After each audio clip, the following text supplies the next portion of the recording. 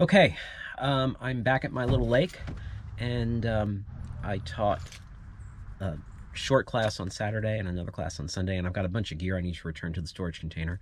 I've got three things that I want to talk about, and I've got a cold, so I probably sound pretty funny.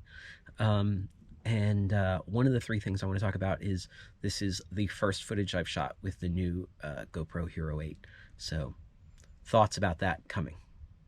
Okay, unloading gear.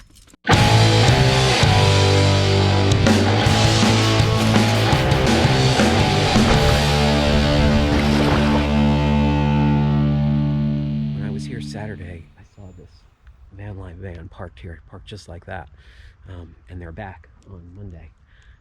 Clearly full-time van lifers hanging out here at my little lake. So the first thing I want to talk about is sailing. It is November, which means the places that I rent sailboats to gain practice are no longer renting. Which means I'm sort of stuck. I'd been going the ASA sailing route, which is a little expensive, but I've been using it primarily to buy experience, right? To buy skills. I have access to little boats. I don't have access to big boats. So a good friend of mine is doing her 103 and 104 this weekend, and I'm debating if I want to continue following that route. So in February, I'm doing an 8-day Knowles Baja sailing course. Again, because I love Knowles, but more because I want to build sailing experience. And they're in funky 18-foot open sailboats. It should be interesting. But I'm wondering if there are better routes for me to gain experience, particularly in bigger boats. I'll have an opportunity to sail a boat from Newport down to Long Island in April or May. My brother bought a boat. He needs help moving it, so I'm excited to do that. And I need things like that. But I'm wondering if someone has input on ways for me to gain experience, particularly in bigger boats, when I don't have a lot of money.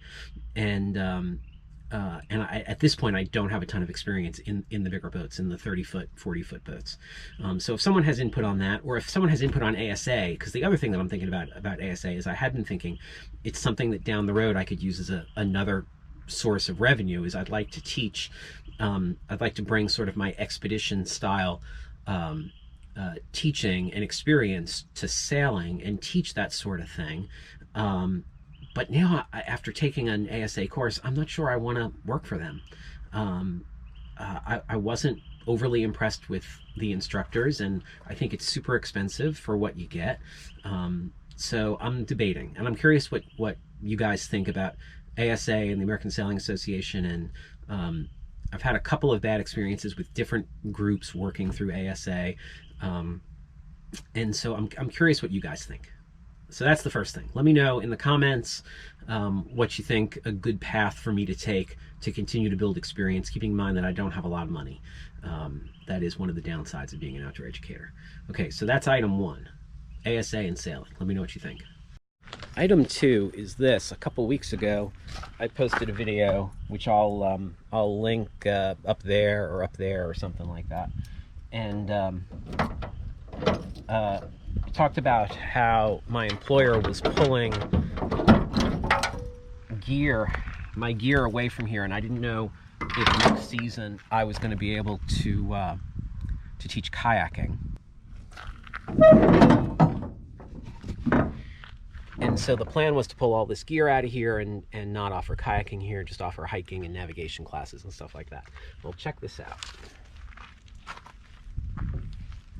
It is November and my gear is still here, and for the time being they have decided not to pull the gear out of here, and I'm not really sure completely what they're thinking or what the plan is, but at the moment my gear is still here, and I think I'll be teaching kayaking instead of paddleboarding next season. There's my gear.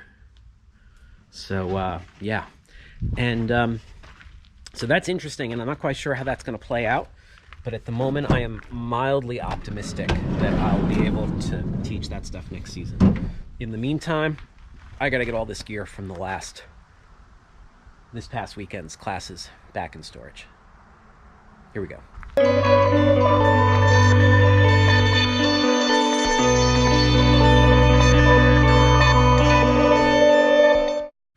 So here are first thoughts on the Hero 8.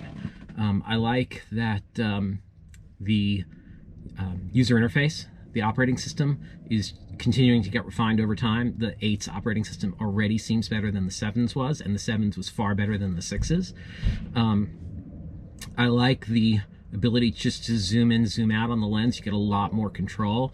The digital zoom, I think they're calling it, or something like that. That's super nice to just be able to, without having to go deep into settings to change a setting, you know, just the ability to scroll a slider up and down is really nice. I like that you can once again customize the name of your GoPro so that when it shows up in Wi-Fi, it's not just a string of numbers with the letters GoPro. I like that a lot. The voice command still works well, maybe a little bit more sensitive. I'm so far pretty happy. We'll know more later once I really get to using it.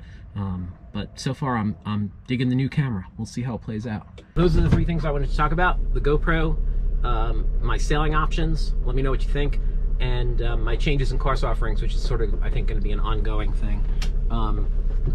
And so I think that's our video for this week, and yeah, that's it.